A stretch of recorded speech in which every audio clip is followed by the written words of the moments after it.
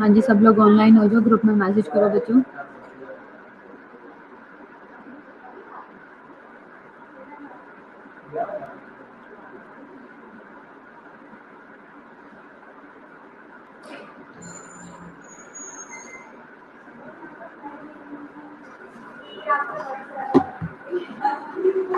جی بچوں on line ہو جاؤ سب.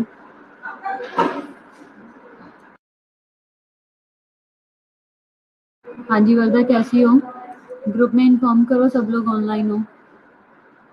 ہاں جی سدرا، وردہ، سائرہ، شیتل، صبا.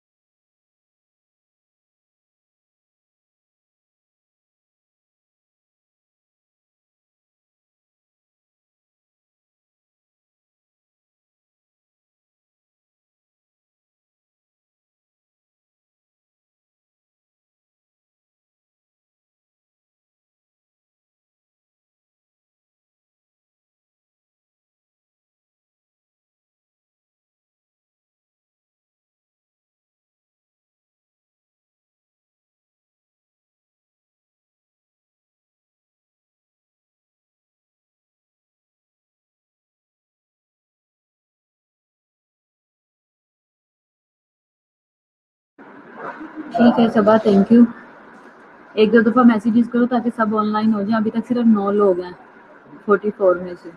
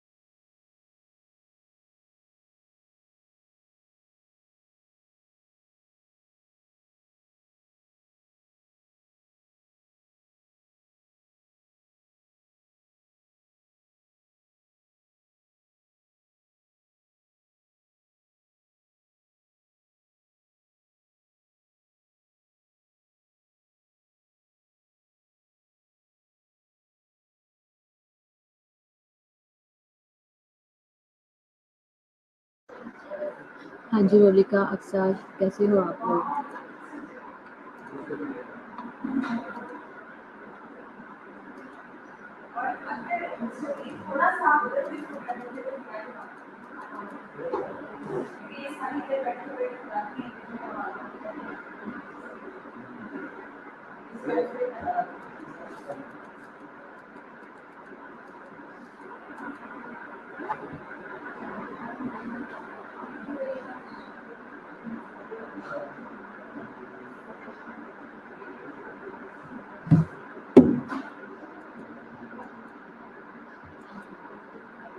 ऑरलैंडो की हमारी थ्योरी चल रही थी, इसी को ही आज हम एंड करेंगे। और इसको ध्यान से देखो, इसमें इम्पोर्टेंट चीज़ें हैं, आपके एग्जाम से रिलेटेड आपके काम आ सकती है। कल हमने छोटी छोटी डेफिनेशन देखी थी काफ़ी ज़्यादा, जैसे कि नर्सिंग क्या है, नर्सिंग प्रोसेस क्या है, नर्सिंग प्रॉब्लम्स क्या है, नर्सिंग पेशेंट रिलेशनशिप क्या है, थेराप्यूटिक क्या था, नर्सिंग थेराप्यूटिक क्या था, इनडायरेक्ट और डायरेक्ट जो है वो फंक्शन क्या था, ऑटोमेटिक एक्टिविटीज़ देखा था, फिर हमने मेजर अजम्पशंस देखी थी।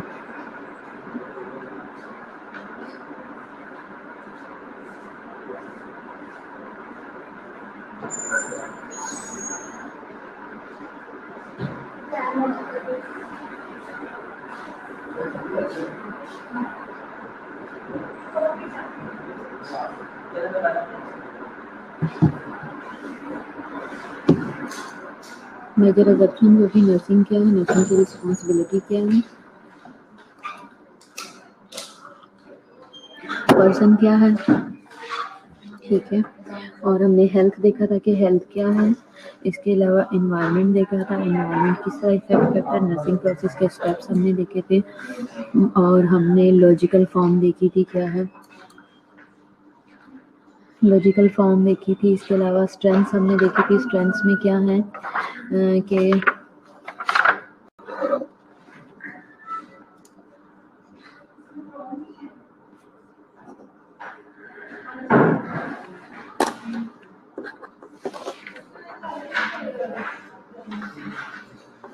स्ट्रेंथ्स क्या है, और इसके अलावा acceptance by the nursing community क्या है, इसकी एक्सेप्टेंस में हमने प्रैक्टिस देखा था, प्रैक्टिस क्या है, और इसके साथ ही हम एजुकेशन हमने देखा था, रिसर्च तक हमने देखा था, क्रिटिक कल हमने पढ़ी थी, क्रिटिक में हमने जो है क्लैरिटी और सिंप्लिसिटी तक पढ़ा था। आज हमने जनरलिटी, एम्पेरिकल प्रिसीजन देखना है, और ड्राइवेबल कॉन्सिक्वेंसेस हमने देखने हैं आज, ठीक है। क्लैरिटी क्या है, क्लैरिटी जो है वो फोकस करती है on a limited number of situations, it could be adapted to other nursing situation और अदर प्रोफेशनल फील्ड। जनरलिटी का मतलब है कि चीज़ों को जनरलाइज करना, चीज़ों की इम्प्लीमेंटेशन जनरल होना, ठीक है। अब इसमें क्या आता है कि ये फोकस करती है लिमिटेड नंबर ऑफ सिचुएशन पे, ठीक है। इट कुड बी अडेप्टेड भी हो सकता है टू अदर नर्सिंग सिचुएशंस में। जनरलिटी में आएगा कि अगर एक सिचुएशन को हमने इस तरीके से हैंडल किया है तो हम दूसरी सिचुएशन को भी उसी तरह से हैंडल कर सकते हैं। जनरलिटी जो है वो इस सेंस में आता है अदर प्रोफेशनल फील्ड में। फिर उसके बाद है एम्पिरिकल प्रिसीजन में क्या है, बेनिफिटेड रिसर्च एप्लीकेशन होती है इसमें। 2/3 of her second book is a report of a research project designed to test the validity of her nursing formulation. Empirical जो प्रिसीजन है इसमें बेनिफिटेड रिसर्च एप्लीकेशन होती है, इसमें 2/3 ऑफ हर जो सेकंड बुक होती है या जो भी रिसर्च उसकी की जाती है किसी क्रिटिक के अंदर, कोई भी जो रिसर्च की जाती है बेसिकली रिसर्च प्रोजेक्ट जो भी होता है उसको इस तरह से डिज़ाइन किया जाता है कि उसको उसकी टेस्ट वैलिडिटी भी देखी जाती है, उसकी फॉर्मुलेशन भी असेस की जाती है, ठीक है। उसको जनरलिटी में उसको पब्लिश भी, एम्पिरिकल प्रिसीजन में उसकी पब्लिकेशंस आ जाती हैं और उसकी रिपोर्ट आ जाती है रिसर्च प्रोजेक्ट में, और उसके ऊपर ओवरऑल जो वर्कअप है वो आ जाता है। एंड ड्राइवेबल कॉन्सिक्वेंसेस हैं beneficial in achieving valued outcomes.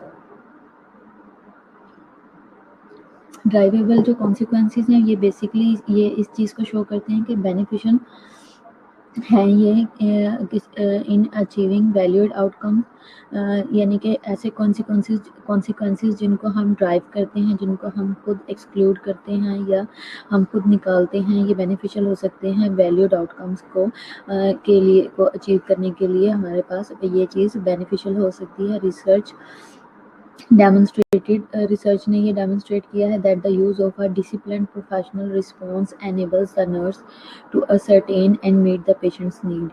کیا ہے کہ جو ریسرچ جو ہے وہ ڈیمونسٹریٹ کرتا ہے کہ use of discipline professional response جو ہے وہ انیبل کرتا ہے نرس کو جو ہے وہ فائنڈ آؤٹ کرنے میں، سرٹین کرنے میں، اور اس کے علاوہ پروفیشنل رسپانس کے بارے میں، اور دوسرا and meet the patients need, دوسرا اس کے ساتھ جو پیشنٹس کی نیڈ ہیں وہ بھی فلفل ہوتی ہیں۔ the study of what the patient say، ٹھیک ہے، اس میں کیا چیزیں آ جاتی ہے کہ اسٹڈی جو ہے وہ پیشنٹ اس بارے میں ہوتی ہے کہ کیا پیشنٹ کہتا ہے اینڈ ڈو، اور کیا کرتا ہے in their practice, and in the results and the resulting effect is valuable content for nursing education, اور اس کے جو ریزلٹس آتے ہیں وہ ویلیویبل ہیں نرسنگ ایجوکیشن سے ریلیٹڈ یا نہیں۔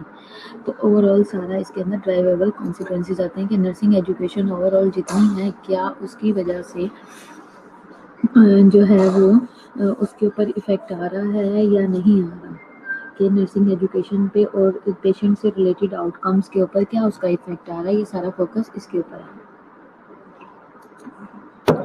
ہمارا یہ لیکچر یہیں پہ اینڈ ہو رہا ہے، میں آپ کے ساتھ نیکسٹ لیکچر شیئر کرتی ہوں۔ اس سلائڈ کو ہم نے یہیں پہ اینڈ کر دیا ہے۔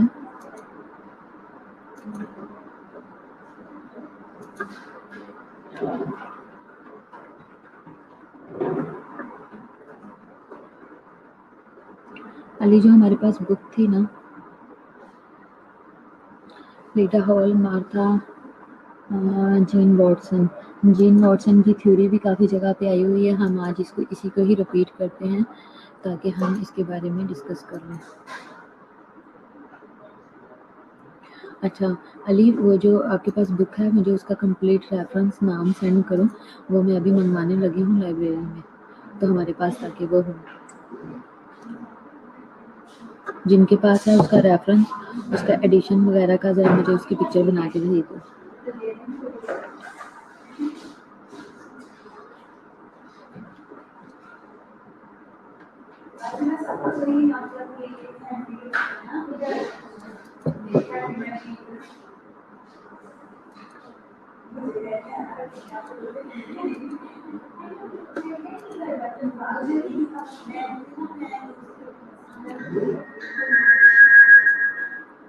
جین واٹسن کی تھیوری ہم دیکھتے ہیں کہ یہ اس کا بلیف تھا کہ ہولسٹک کیئر جو ہے وہ سینٹرل ہے to the practice of caring in nursing. She defines nursing as a human science of persons and human health انس، ٹھیک ہے، کہ اس کی یہ کہتی ہے۔ اب آپ کو دیکھو، میں آپ کو ایک امپورٹنٹ چیز ٹپ بتاتی ہوں اس ایگزام کے بارے میں، اس سبجیکٹ کے بارے میں، کہ جو ہے نا کہ جو ہر ایک بندے کی نا نرسنگ کیئر کے بارے میں، نرسنگ پروسیس کے بارے میں کیا کنسیپٹ ہے، آپ نے زیادہ فوکس اس پہ رکھنا ہے، اور آپ کو پہچان ہونی چاہیے کہ اس بندی نے یہ کہا تھا نرسنگ تھیوری میں، اس نے یہ کہا تھا، اس نے یہ کہا تھا۔ اب یہ جو ہے جین واٹسن یہ کیا کہتی ہے کہ یہ بلیو کرتی ہے، اب جین واٹسن کی ساری تھیوری جو ہے نا وہ ہولسٹک کیئر کے اوپر اب چلے گی، ٹھیک ہے، یہ اپنے مائنڈ میں رکھنا۔ جین واٹسن کیا کہتی ہے کہ وہ بلیو کرتی ہے کہ ہولسٹک کیئر جو ہے وہ سینٹرل ٹو دا پریکٹس ہے، ٹھیک ہے، جو نرسنگ کیئر ہے وہ سینٹرل ٹو دا پریکٹس ہے آف کیئرنگ ان نرسنگ، جو نرسنگ کیئر پرووائڈ کی جاتی ہے اس کے سینٹرل آف پریکٹس ہے، ٹھیک ہے۔ پھر اس کے بعد ہے شی ڈیفائنز نرسنگ ایز، اس نے یہ ڈیفائن کیا کہ نرسنگ کیا ہے، ہیومن سائنس ہے، human science of persons and human illness ہے، ہیومن ہیلتھ النس ہے، ٹھیک ہے۔ یہ کیا ہے نرسنگ، اس نے ڈیفائن کیا ہے نرسنگ کیا ہے کہ یہ ایک ہیومن سائنس آف پرسنز ہے اور ہیومن ہیلتھ النس ہے، ٹھیک ہے، جو کہ ایکسپیرینس کی جاتی ہے that are mediated by the professionals, جو کہ میڈیٹیڈ کی جاتی ہے by the professionals, personal, scientific, aesthetic and ethical human transactions پہ، ٹھیک ہے۔ اس کے علاوہ جین واٹسن کیا کہتی ہے، اکارڈنگ ٹو واٹسن تھیوری، اب آپ کو جین کا پتہ لگ گیا کہ یہ کیا کہتی ہے. اسی طرح ہم نے پہلے اورلینڈو کی تھیوری پڑھی تھی اور وہ کیا اس کا سارا فوکس تھا نرسنگ پروسیس کے اوپر, ٹھیک ہے, اس کی تھیوری میں. تو یہ اس کا فوکس ہے ہولسٹک کیئر کے اوپر. ٹھیک ہو گیا. تو اس طرح سے آپ تھوڑی سی جو ہے نا اب اپنے ہینڈس بنا کے رکھو کیونکہ ایگزام ہونے والے ہیں. اب اچھے طریقے سے تیاری اب اس سینس میں کرو کہ اب آپ کے فائنل ایگزامینیشن کا ٹائم ہے. ٹھیک ہے. اب یہ کہتا according to Watson theory nursing is concern with promoting health. ٹھیک ہے. اس کا کنسرن ٹوٹل جو ہے ہیلتھ کو پروموٹ کرنے سے ہے, preventing illness and caring for the سک اینڈ ریسٹورنگ ہیلتھ. ٹھیک ہے. اس کی تھیوری کا سارا فوکس کس پہ ہے, پروموٹ کر پریونٹ کرنا ہے ڈیزیز سے, پروموٹ کرنا ہے ہیلتھ سے, اور کیئر کرنا ہے سک کا, اور ریسٹور کرنا ہے ہیلتھ کو. ٹھیک ہے. 4 چیزوں پہ. ٹھیک ہے. کیا کیا ہے,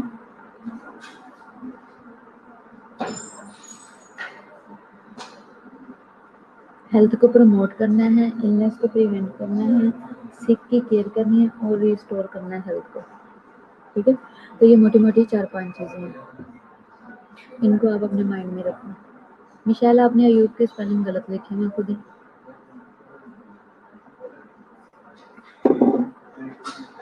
اچھا, پھر اس کے بعد ہے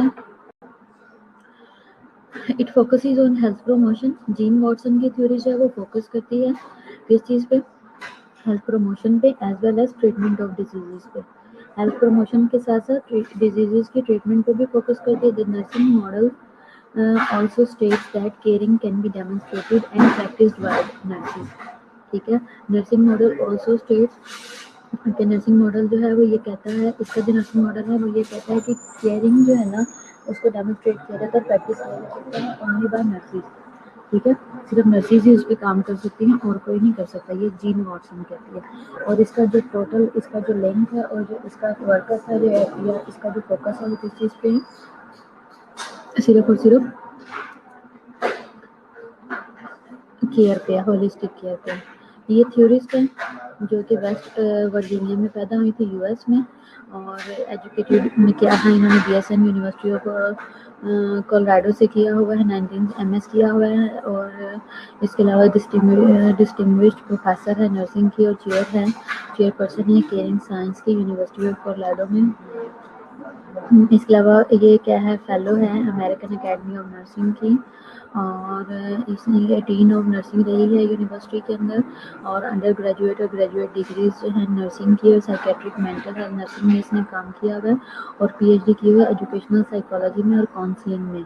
6 آنری ڈاکٹرل ڈگریز اس نے کی ہوئی ہیں, اور research has been in the area of human caring لاس. ہم ایک ڈگری لینے کے بعد اس کو اینڈ کر دیتے ہیں, ایک اسپیشلائز کر لیتے ہیں, ایک بیچلر کر لیتے ہیں, اور ایک ماسٹرز کر کے ہم اس کو اینڈ کر دیتے ہیں. لیکن ان لوگوں نے کتنی زیادہ ڈاکٹریٹ کی ہوئے ہیں اور کتنی زیادہ ماسٹرز کیے ہوئے ہیں. 7 assumptions ہیں.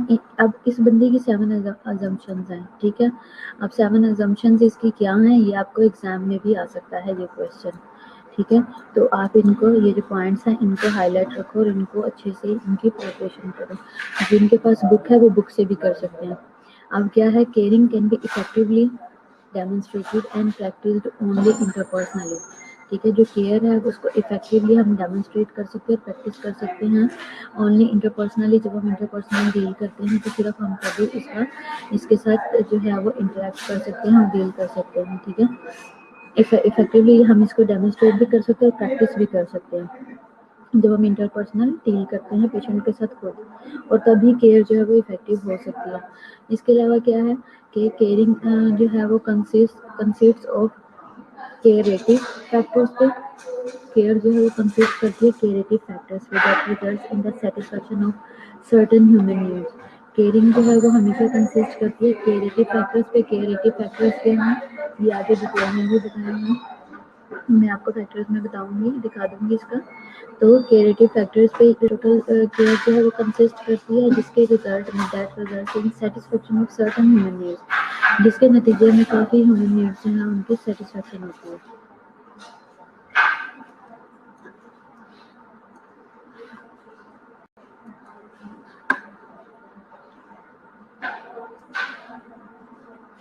تھرڈ پہ آ جاتا ہے افیکٹو کیئرنگ پروموٹ کرتی ہے ہیلتھ کو اور انڈیویجول اور فیملی گروتھ کو. ठीक है।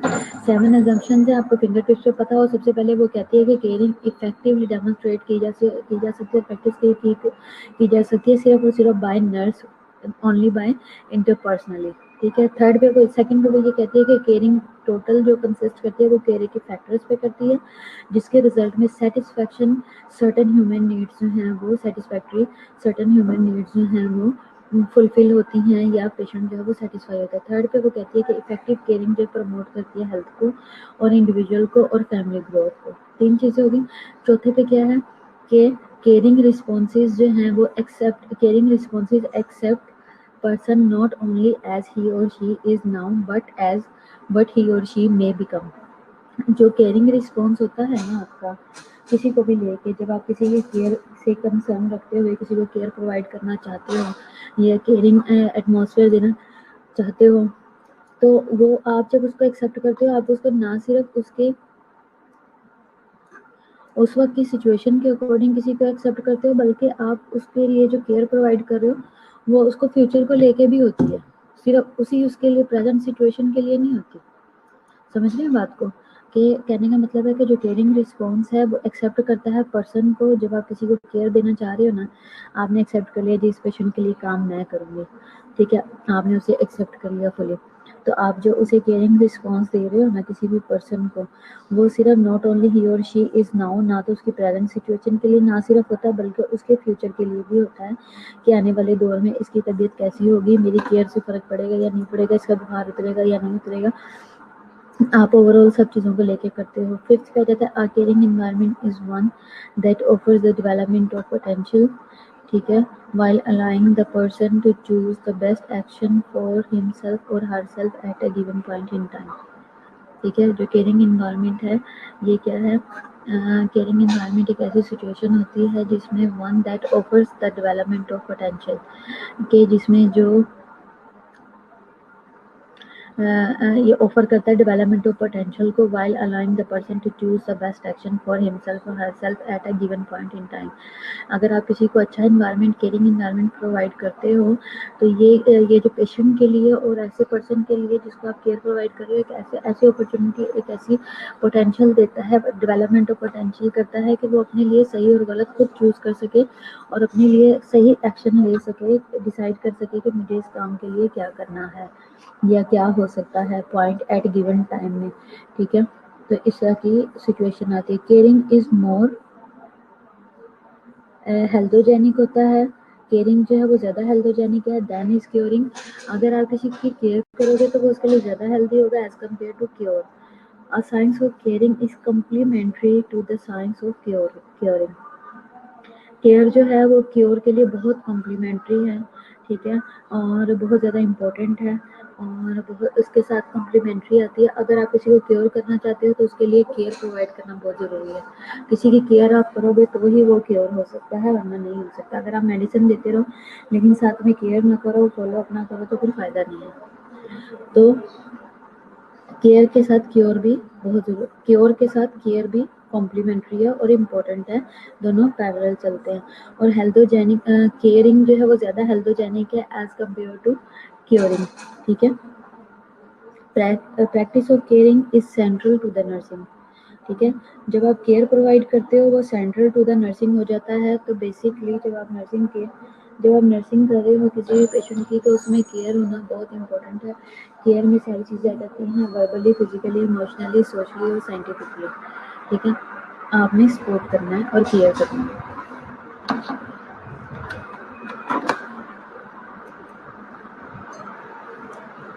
केयरेटिव फैक्टर्स हैं, ठीक है, ये आप देख सकते हो। सबसे पहले ह्यूमनिस्टिक है, ऑल्ट्रिस्टिक वैल्यूज हैं, फिर इंस्टिलिंग है, एनेबलिंग फेथ एंड होप है, ठीक है, कल्टीवेशन है of sensitivity to oneself और others, development of helping trusting human caring relationship, promotion and acceptance of expression of positive and negative feelings, systematic use of scientific problem solving caring process, promotion of transpersonal teaching learning, provision for a supportive protective or curative, corrective, mental, social, spiritual environment, assistance with the gratification of human needs. ठीक है, और allowance of for existential phenomenological situation dimension. Change लग रही है। नबशा, मैंने वो mic थोड़ा सा दूर किया हुआ, आवाज़ तो ठीक है, कुछ भी नहीं है, ठीक है ना?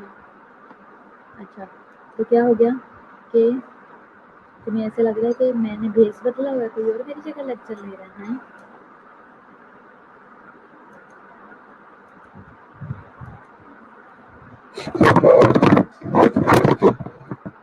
ये देखो, नहीं, अच्छा, ह्यूमनिस्टिक और ऑल्ट्रिस्टिक वैल्यूज़ क्या हैं कि नंबर 1 पे है कि अगर आप जो है वो ह्यूमैनिटी को सामने रख के करते हो और ऑल्ट्रिस्टिक जो वैल्यूज़ हैं अगर आप उन पे फोकस करते हो तो आप प्रैक्टिस करते हो लविंग काइंडनेस और एक्यूनिटी फॉर सेल्फ और अदर्स, ठीक है, यानी कि एक्विटी का भी आप इक्वालिटी के साथ एक्विटी और इक्वालिटी दोनों चीज़ों का ख्याल करते हो, दोनों पे फोकस करते हो। तो ह्यूमनिस्टिक ऑल्ट्रिस्टिक वैल्यूज आ जाती हैं कि लव, काइंडनेस और एक्यूनिटी।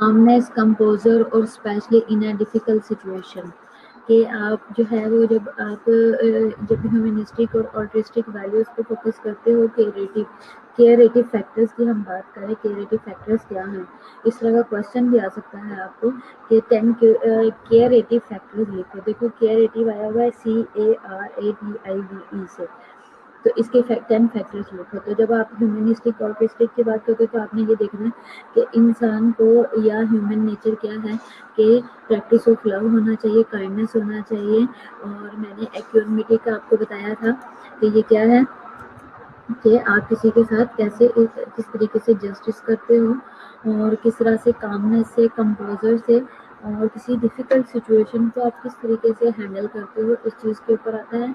फॉर सेल्फ, अपने लिए और दूसरों के लिए आप किस तरह से तहम्मुल मिजाजी से काम करते हो, पैनिक नहीं क्रिएट करते, ये बेसिकली इंसानियत है, ठीक है। फिर इंस्टिलिंग और एनेबलिंग फेथ और होप, किसी के अंदर फेथ जगाना, इंस्टिलिंग करना, या ये कह लो कि किसी के अंदर होप पैदा करना और उस होप के साथ किसी को डील करना, ये बड़ा मैटर करता है। जैसे कि फॉर एग्जांपल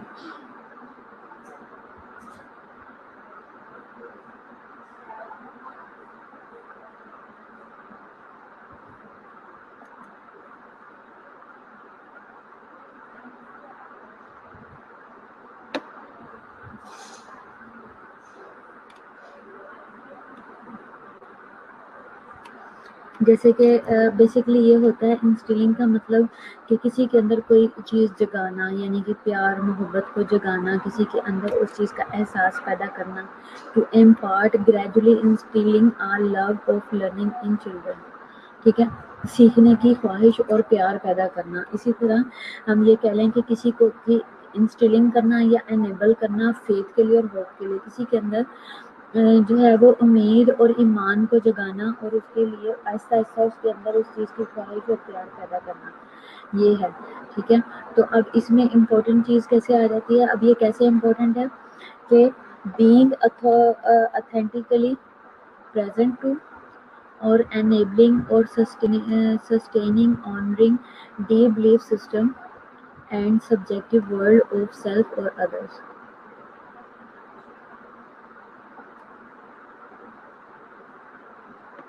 क्या है कि ऑथेंटिकली प्रेजेंट करना ट्रू, ठीक है, और इसके अलावा या एनेबल करना या सस्टेन करना या ऑनरिंग डीप बिलीफ सिस्टम जो है वो डेवलप करना, और इसके अलावा सब्जेक्टिव वर्ल्ड ऑफ सेल्फ और अदर्स की तरफ जो है वो फोकस करवाना, ये है।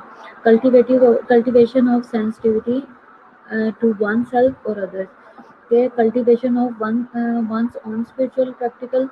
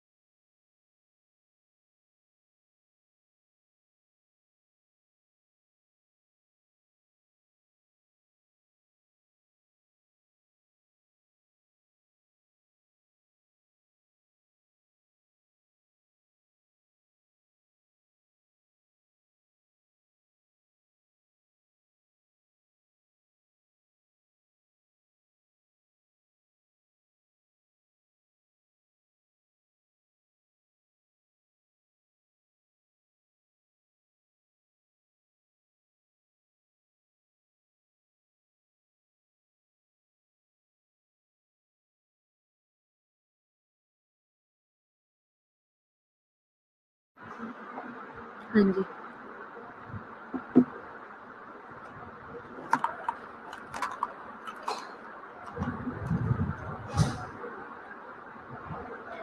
कल्टीवेशन में था कि cultivating of one's own spiritual practice, deepening self awareness, going beyond ego self. ठीक है, cultivation of sensitivity to oneself और अदर्स, दूसरों के लिए भी वैसे ही फीलिंग्स रखना, अपने अंदर उस सेंस को जो है वो जगाना और पैदा करना। जैसे कि फॉर एग्जांपल हम कह दें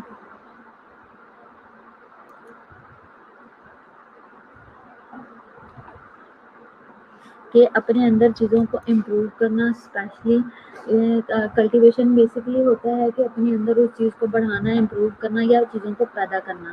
तो हमने क्या करना है, cultivation of sensitivity to oneself, अपने लिए और दूसरों के लिए भी सेम फीलिंग्स रखना और उतनी ही ख्वाहिश से शिद्दत से चीज़ों को, उस फीलिंग को जगाना। क्या वो हो सकती हैं, cultivation of one self spiritual practice, अपने अंदर भी वो स्पिरिचुअल प्रैक्टिस को जगाओ, पैदा करो, इम्प्रूव करो। डीपनिंग सेल्फ अवेयरनेस, अपने अंदर वो उस अपने बारे में खुद जानो, अपने आप से प्यार करो, अपने आप को इम्प्रूव करो, सेल्फ अवेयरनेस पे काम करो, मैं क्या हूँ, मुझे क्या पता है, मैं क्या कर सकता हूँ, इस चीज़ पे काम करना। फिर उसके बाद रहता है कि गोइंग बियॉन्ड ईगो सेल्फ, और जो अपनी ईगो है उससे उसके बियॉन्ड काम करने की कोशिश की जाना। ठीक है, जैसे कि हम एक ही चीज़ पे फोकस रखते हैं, उससे बढ़ के कुछ करना नहीं चाहते, काम नहीं करते, इन चीज़ों से बढ़ के आगे निकल के और भी चीज़ें करना, तो ये सब चीज़ें आ जाती हैं। फिर उसके बाद है development of helping, trusting, human, caring relationship. चौथे पे केयरेटिव जो फैक्टर है वो है डेवलप करना, और डेवलपमेंट होनी चाहिए किसकी, हेल्पिंग, ट्रस्टिंग और ह्यूमन केयरिंग रिलेशनशिप।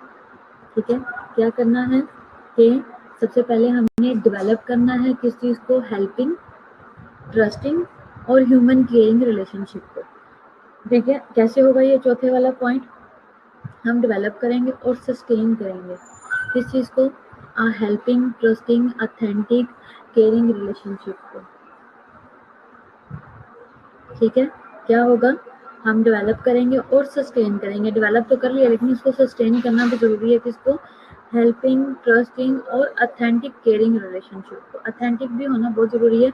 अगर आप बियॉन्ड सिचुएशन या बियॉन्ड या ओवरलुक करते हो या ओवर केयर करने की कोशिश करते हो, और आप थोड़ी सी जेंडर वो भी चीज़ों को भी जेंडर अवेयरनेस भी आपको होनी चाहिए कि अगर एक फीमेल जो है किसी मेल की ओवर केयर से सेटिस्फाई नहीं है और अगर वो उस चीज़ को थ्रेट फील कर रही है, तो ऑथेंटिसिटी भी चीज़ों की होना बहुत ज़रूरी है।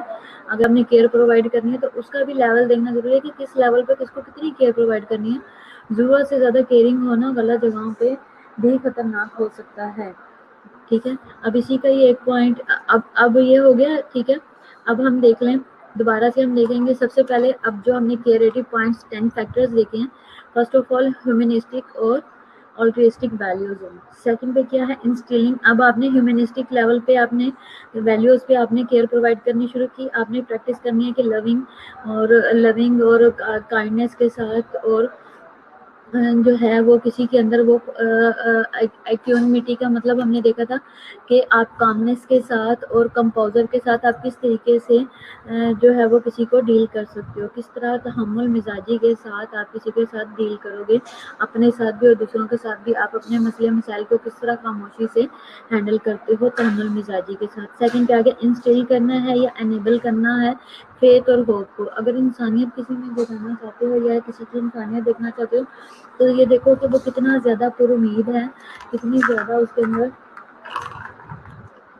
खुदा पे उसका कितना ईमान है, और दूसरा उसका फेथ क्या है, उसका ईमान क्या है, वो किस चीज़ पे बिलीव करता है। ठीक है, तो इसके लिए सेकंड पॉइंट ये हो गया। थर्ड पे हमने देखा कि कल्टीवेशन ऑफ सेंसिटिविटी होनी चाहिए अपने बारे में और लोगों के बारे में भी, यानी कि अपने अंदर भी एक चाह, एक ख्वाहिश और एक जज्बा पैदा करना, इम्प्रूव करने का अपने आप को, और अपने रिलीजन को, अपनी स्पिरिचुअल प्रैक्टिसेस को, अपने बारे में अवेयरनेस। अब देखो, कोई कहता रहे कि मैं बहुत बड़ा, मैं खुदा गो हूँ बंदा, मैं खुदा के साथ बहुत अटैच हूँ, मैं खुदा में बड़ा मजबूत हूँ। ठीक है, कोई ये अपने बारे में कहता है, ठीक है, कोई भी कहता है। जैसे सपोज मैं कह लूँ کہ میں خدا میں بڑی مضبوط ہوں، میں دن رات دعائیں کرتی ہوں اور میں بڑی اچھی ہوں، لیکن میری پریکٹس کیا ہے؟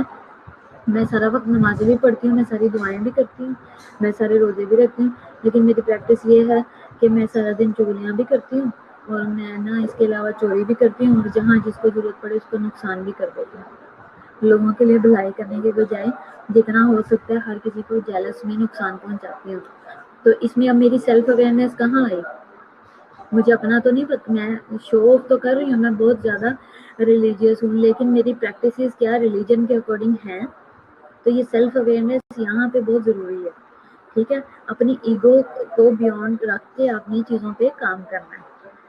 فورتھ پہ پھر آ جاتی ہے کہ ڈیولپمنٹ ہونا، helping, trusting, human, caring relation شپ، یہ آ گیا فورتھ۔ اب آپ کو فنگر ٹپ پہ یہ چیزیں آنی چاہیے، ٹھیک ہے؟ فورتھ آ گیا ڈیولپمنٹ آف کیا ہے؟ Helping, trusting, human, caring relation شپ۔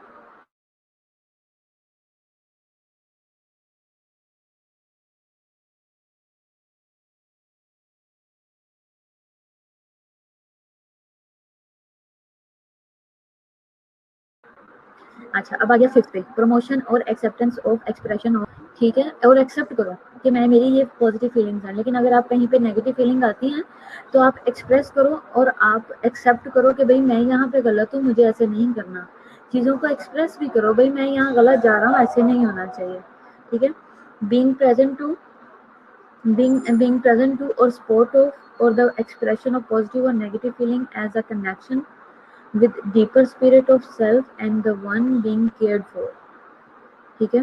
تو یہ کیا ہے؟ پروموٹ کرنا اور ایکسیپٹ کرنا ہے ایکسپریشن آف پازیٹیو اور نیگیٹو فیلنگس کو۔ اس کے لیے بینگ پریزنٹ ٹو کہ پریزنٹ ہونا ضروری ہے، اور سپورٹ آف سپورٹ کرنا ضروری ہے کس چیز کو؟ دا ایکسپریشن آف پازیٹیو اور نیگیٹو فیلنگس کو۔ کس چیز کے ایکسپریشن کو؟ پازیٹیو اور نیگیٹو فیلنگس کے ایکسپریشن کو as a connection with deeper spirit of self. کیسے؟ کس چیز کا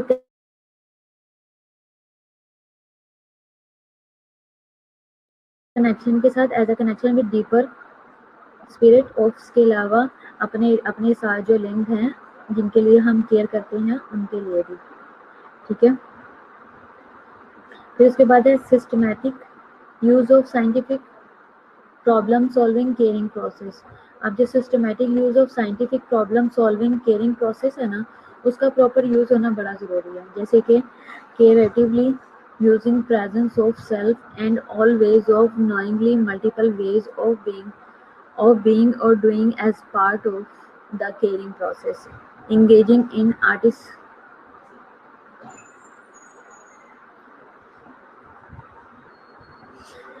کریٹیولی آپ نے یوز کرنا ہے پریزنس آف سیلف کو، یعنی کہ آپ کا اپنا پریزنٹ کیا ہے، یوز آف سیلف کروانا ہے، ٹھیک ہے؟ اور all ways of knowingly multiple ways of being doing as a part of caring process، ٹھیک ہے؟ اس کے علاوہ کیا کرنا ہے؟ all ways of knowing، جتنے بھی طریقے ہیں ان سے جاننا ہے، اور multiple ways of being doing as a part of the carrying process, اور جو کیئرنگ پروسیس ہے اس کا یوز کرتے ہوئے آپ نے کیا کرنا ہے؟ انگیج کرنا ہے آرٹسٹری آف کیئر کو اور ہیلنگ پریکٹسز کو۔ ان تمام چیزوں کو کہنے کا مطلب یہ ہے کہ جو سسٹمیٹک وے ہے نا سائنس کے، ان کو یوز کرتے ہوئے آپ نے کیئر پرووائڈ کرنی ہے، یعنی کہ آپ کو پتہ ہونا چاہیے آل ویز کا ملٹیپل ویز آف ڈوئنگ ہونا چاہیے as a part of caring process. جو ڈفرینٹ میتھڈز ہیں، جو طریقہ کار ہیں، ان کو یوٹیلائز کرتے ہوئے آپ نے پراپر کیئر پرووائڈ کرنی ہے اور کہیں بھی پیشنٹ کو نگلیکٹ نہیں کرنا۔ Promotion of inter personal teaching learning, promote کرنا ہے کس چیز کو؟ ٹرانسپرسنل ٹیچنگ لرننگ جو پروسیس ہے ان کو آپ نے پروموٹ کرنا ہے۔ کیسے؟ Engaging in genuine teaching learning experiences that attend two whole person there meaning attempting to stay within other frame of reference۔ Engage کرنا ہے جینوئن ٹیچنگ لرننگ ایکسپیرینسز میں جو کہ that attend two whole person, جو کہ whole person جو ہے اس کی اٹینشن ہم وہاں پہ لیتے ہیں یا ہم اس کو فلی اٹینڈ کرتے ہیں، یعنی کہ فزیکلی بھی، ایموشنلی بھی، اسپرچولی، ہر طرح سے ہم اس کو اسیس کریں گے اور اس کے میننگس کو سمجھیں گے اور اٹیمپٹ کریں گے to stay with others frame of reference. اور دوسروں کا جو سوچ ہے، دوسروں کے جو تھاٹس ہیں اس کے اندر اپنے آپ کو رکھ کے اس کے اندر رہتے ہوئے ہم چیزوں کو یوٹیلائز کریں گے, سوچیں گے اور اس پہ اپنی تھنکنگ رکھیں گے کہ ہم پراپرلی کر سکیں. اپنے اس میں نہیں ہم نے صرف رہنا, اپنے ہی سوچ میں لوگوں کو فٹ نہیں کرنا, لوگوں کی سوچ کے اندر اپنے آپ کو ڈال کے بھی اس کے اوپر عمل کرنے کی چیزوں کو ہم سیٹل کرنے کی کوشش کر سکتے ہیں. Provision for a supportive, protective اور کوریکٹیو مینٹل, سوشل اور اسپرچل انوائرمنٹ. ہم نے پرووائڈ کرنا ہے سپورٹیو, پروٹیکٹیو اور کوریکٹیو مینٹل, سوشل اور اسپرچل انوائرمنٹ. وہ کیسے ہوگا؟ کریٹ کرنا ہے healing environment at all levels. ٹھیک ہے, ہم نے کیریٹنگ انوائرمنٹ اور ہم نے کریٹ کرنا ہے ہیلنگ انوائرمنٹ ہر لیول پہ, یعنی کہ فزیکل بھی ہو سکتا ہے, نان فزیکل بھی, سبٹل بھی ہو سکتا ہے, انوائرمنٹ آف انرجی بھی ہو سکتا ہے, کانشیسنیس ہو سکتا ہے, ویئر بائی ہولنیس ہو سکتی ہے, بیوٹی ہو سکتی ہے, کمفرٹ ہو سکتا ہے, ڈگنیٹی ہو سکتی ہے, پیس آر پوٹینشیٹی. ٹھیک ہے, یہ ساری چیزیں ہو سکتی ہیں. پھر اس کے بعد ہے assistance with the gratification of human needs, یعنی کہ اسسٹ کرنا ہے ود بیسک نیڈس. ٹھیک ہے, with N intentional caring consciousness of touching and working with ایمبوڈیڈ spiritual of spirit of individual honouring unity of being. کہ اسسٹ کرنا ہے gratification of human needs, کہ کیا ہے اس میں آپ اسسٹ کرو گے بیسک نیڈس کے ساتھ کے لیے, with N intentional caring consciousness. آپ نے بیسک جو نیڈس ہیں ان کے لیے آپ نے اسسٹ کرنا ہے. اٹینشن, انٹینشن آپ کی ہونی چاہیے with an intention caring consciousness, کہ آپ انٹینشنلی کسی کی ہیلپ کرنا چاہ رہے ہو, کانشیس کیئر آپ پرووائڈ کر رہے ہو کانشیسنیس آف ٹچنگ میں, and working with ایمبوڈیڈ spirit of individual. کہ جو آپ پیشنٹ کو کیئر پرووائڈ کر رہے ہو وہ اسپرچولی بھی اس کے لیے اچھا ہے. ٹھیک ہے, اور جو کوئی بھی ہیومن بینگ ہے اس کی وہ جو اسپرٹ ہے اس کے لیے بھی اتنا ہی ہیلدی ہے, نہ کہ physically. Honouring unity of being, allowing of spiritual emergence. اور جو آپ پیشنٹ کو کیئر پرووائڈ کر رہے ہو وہ اسپرچولی بھی پیشنٹ کو اتنا ہی ہیل کرے, اسپرچولی اٹیچمنٹ بھی اتنی ہونی چاہیے, اور اس کے علاوہ اسپرچولی بھی اتنی ہی آنر پرووائڈ کرے. ٹھیک ہے, آپ کسی کو فزیکلی تو کیئر پرووائڈ کر رہے ہو, لیکن اگر آپ کسی کو غلط مشورے دے کے نیگیٹیوٹی کی طرف لے کے جاؤ, غلط چیزوں کی طرف لے کے جاؤ, جیسے کہ نیگیٹیوٹی کی طرف کیسے, کہ اگر آپ کسی کے ساتھ کوئی مس ہیپ ہوا اور آپ کہتے ہو کہ یہ آپ کے ساتھ بہت برا ہوا, اس کو آپ کھانا کھلا رہے ہو, اپنے پاس رکھ رہے ہو اور آپ اس کو ٹوٹل کیئر پرووائڈ کر رہے ہو, آپ نے اسے ہیل کیا, سارے کام کیے, لیکن آپ ساتھ میں اس کو یہ کہو کہ یہ تیرے ساتھ زیادتی ہوئی ہے, تمہیں اس چیز کا بدلہ لینا ہے, کہ وہ سارے ہاسپٹل کو توڑ دے, یا تو ساری مینجمنٹ کو نقصان پہنچائے, یا تو اپنے آس پاس کے پورے گاؤں کو آگ لگا دے جنہوں نے تیرے ساتھ برا کیا ہے. یہ کیا ہے, یہ آپ اس کی سول کو خراب کر رہے ہو, آپ اس کو اسپرچولی اس کو غلط بے راہ روی پہ لگا رہے ہو. دوسرا اسپرچولی آپ اس کو, اگر آپ فزیکلی سپورٹ کر رہے ہو لیکن ساتھ میں آپ اس کو یہ کہو کہ تو جو ہے وہ اپنا مذہب بدل لے, تو ہمارے مذہب میں آ جا, اور خود وہ بدھ مت ہے یا وہ ایسے ریلیجن سے کنیکٹڈ ہیں جو کہ سوشلی ایکسیپٹیبل نہیں ہے. ٹھیک ہے, تو پھر پرابلم کیا آتی ہے کہ وہ اس کو صحیح راہ سے غلط راہ کی طرف لگا رہے ہیں, جو کہ اس کے لیے آگے جا کے نقصان دہ. ٹھیک ہے,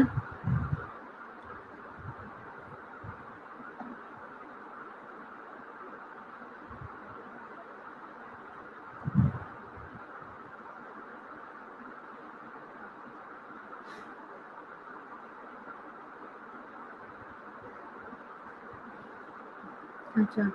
assistance with basic needs with N intentional caring ہو گیا. آپ نے الاؤ کرنا ہے ایگزسٹینشیل فینومینولوجیکل اسپرچل ڈائمینشنس میں, کیا ہے, opening and attending to spiritual مسٹیریس. اب آپ نے اوپن کرنا ہے اور اٹینڈ کرنا ہے spiritual مسٹیریس in known existential dimensions of life, death, attending to civil care ہے. ٹھیک ہے, جیسے کہ اوپن کرنا اور اٹینڈ کرنا ہے اسپرچل مسٹیریس چیزوں کو. جیسے کہ آپ نے کیا کرنا ہے, اب اس میں جو پروسیس آتا ہے وہ یہ ہے کہ لوگوں کی جو سوچ ہے جینے اور مرنے سے ریلیٹڈ, جو ایگزسٹینشیل ڈائمینشن ہے لائف اور ڈیتھ کے بارے میں, آپ نے لوگوں کے ان کنسیپٹس کو سمجھنا ہے. اور اٹینڈنگ ٹو سول کیئر, تو لوگوں کی جو روحیں ہیں ان کو بچانے کی کوشش کرنی ہے. روحیں کیا ہے, جو ہماری سوچ ہے, جو ہمارا انر ہے. لوگوں کے جو غلط کنسیپٹس ہیں نا جینے اور مرنے کو لے کے, کہ ہم مر جائیں گے, جی لیں گے، کیا ہوگا، ان ساری چیزوں کے اوپر آپ نے ورک اپ کرنا ہے.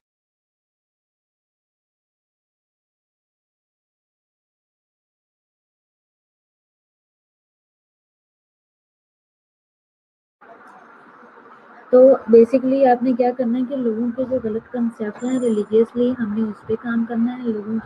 لوگ جو گناہ کی طرف بہت زیادہ مبتلا ہیں ان کو وہاں سے ہم نے بچانا ہے، غلط راہ سے سیدھی راہ پہ لانا ہے. ٹھیک ہے. اور جو مسٹیریس لوگوں کے کنسیپٹس ہیں کہ جیسے یہ لوگ اکثر یہ کہتے ہیں کہ ہر ایک اپنے بلیف کے مطابق یا اندھ وشواس یا متھ بنے ہوئے ہیں اسپرچول، ان سے ریلیٹڈ جو لوگ غلط پوائنٹ آف ویو رکھتے ہیں انہیں چینج کروانا ہے. اس کے علاوہ ان نون جو ایگزسٹینشیل جو ڈائمینشن آف لائف اور ڈیتھ ہیں ان کو چینج کرنا ہے. جیسے کہ ایک یہ کہہ لو کہ ہمارے ایک کچھ جیسے کہ یہ کنسیپٹس بھی ہیں کہ 7 جنم ہوں گے. ٹھیک ہے. 7 جنم ہوں گے اور ان 7 جنموں میں ہم ملتے رہیں گے، مرنے کے بعد بھی ہم ساتھ ہی رہیں گے. اس طرح کر کے جو کنسیپٹس ہیں جینے اور مرنے کے یہ غلط ہیں. ٹھیک ہے. اس طرح کی چیزوں کے اوپر کام کرنا ہے. یہ بھی کیوریٹو میں آ جاتا ہے. اب یہ ہیں 10 پرائمری کیوریٹو میں کیا ہے یہ ہم نے ویسے تو ڈسکس کر لیا لیکن ان کا سنگل بھی پوائنٹس آئیں گے. ٹھیک ہے. تو اب کیا ہے کہ ان ساری چیزوں پہ دھیان رکھنا بڑا ضروری ہے. اب آپ لوگ اٹینڈنس لگوا لو. کوئی کوشچن ہے اس سے ریلیٹڈ تو آپ پوچھ سکتے ہو.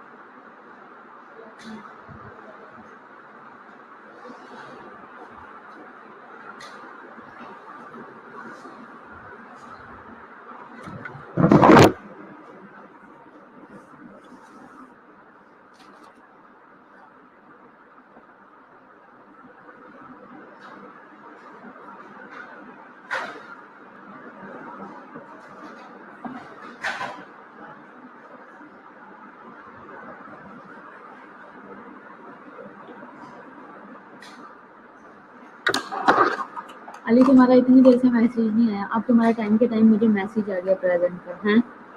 اتنی دیر سے تم نے کوئی مجھے رپلائی نہیں کیا.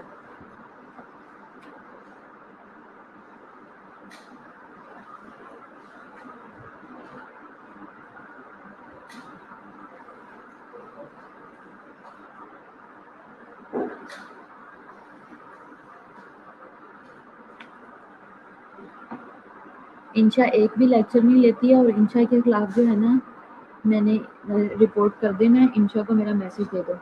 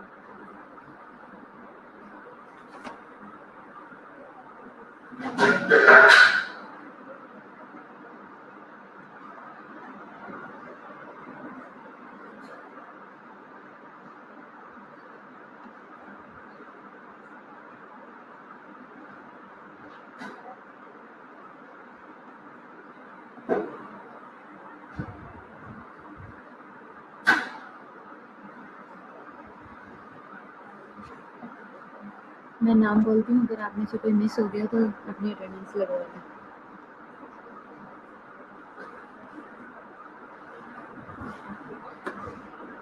اٹینڈنس کے اوپر اب بہت زیادہ فوکس ہے. جن کے جو اٹینڈنس نہیں آ رہے، لیکچرز نہیں لے رہے، وہ مینٹلی پریپیئر ہیں، اسٹرکٹ ایکشن لیا جائے گا.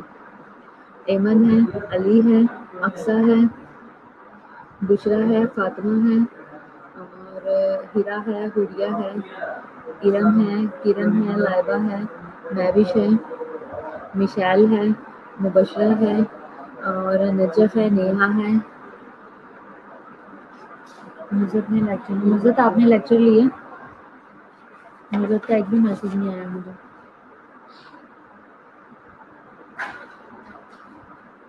عروسہ ہے. عرفہ کا ایک بھی نہیں آیا. اچھا، رولکا ہے، روپ ہے، صبا ہے، اور سایہ ہے.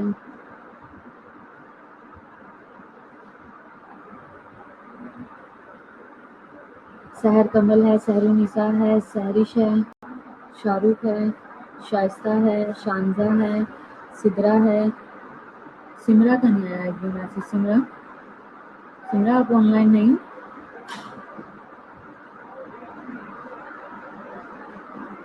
نزت ہے. ایک دفعہ میسج جب آپ لاگ ان کرتے ہو، ایک دفعہ مجھے رپلائی ایک میسج پریزنٹ کا ضرور کیا کرو، تاکہ مجھے پتا ہو کون کون کلاس میں موجود ہے اس وقت. سمر ہے، سنینا ہے، وردہ ہے، یاسمین ہے، ذل ہما ہے، شیتل ہے، فاطمہ ہے.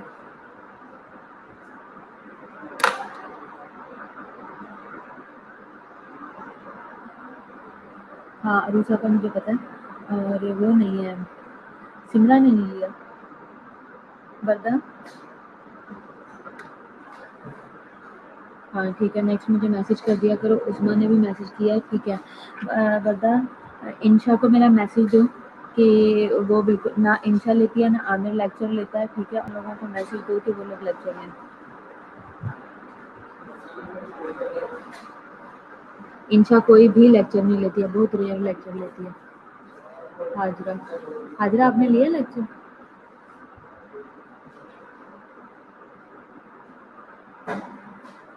حاجرہ ہے، ٹھیک ہے. آمنہ بھی ہے.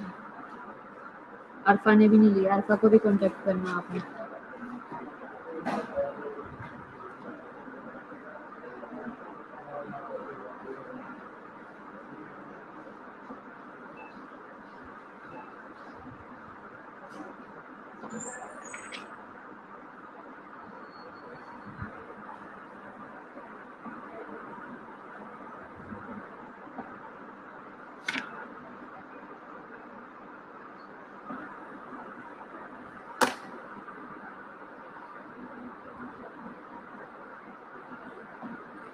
عرفہ تمہارا بھی میسج آیا. اتنی دیر سے تمہارا مجھے کہیں کوئی میسج نہیں آیا. میں تمہاری اٹینڈنس کو عرفہ کنسیڈر نہیں کروں گی. ہاں جی، مجھے پتا ہے سنینا کا اور حاجرہ کا مجھے پتا ہے. عرفہ اگر تم پریزنٹ ہوتی ہو نا، تم ضرور مجھے ایک دفعہ رپلائی لازمی کرتی ہو، کوئی ایک آدھا میسج لازمی کرتی ہو. تمہارا ایک بھی میسج مجھے نہیں آیا پورے لیکچر میں.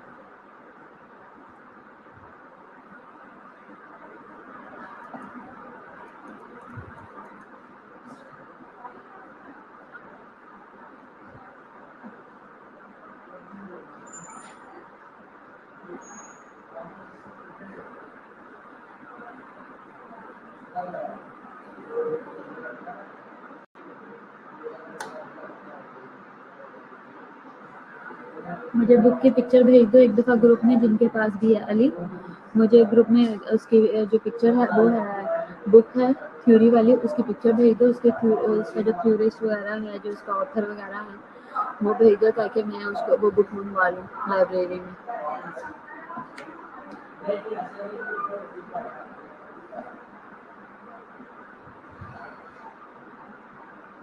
شاہ رخ، میں نے ایک دفعہ آپ کی اٹینڈنس بول دی ہے، مجھے پتا ہے آپ کے.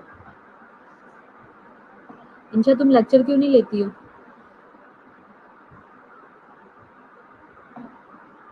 کیا پرابلم ہے تمہیں؟ میں تمہارا نام دے دینا سر کو کہ یہ لیکچر نہیں لیتی. تم پریویس بھی کوئی لیکچر نہیں لیتی ہو آن لائن کے, اور آج بھی تم پورے لیکچر میں نہیں تھی, ابھی تمہارا میسج آیا.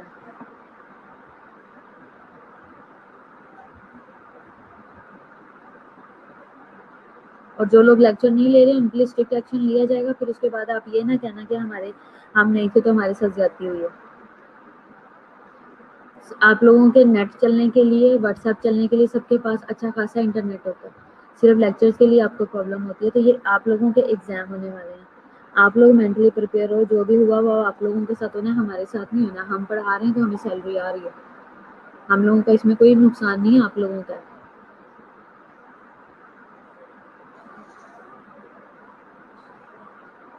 عرفات نیکسٹ تم پورے لیکچر میں ہوگی نا اسٹارٹ سے, تو مجھے آتے ساتھ ہی آن لائن ہوتے میسج کرو گی. اب جب میں نے تمہارا نام لیا تو پھر تمہارا میسج آیا. انشا نے بھی ایسے ہی کیا.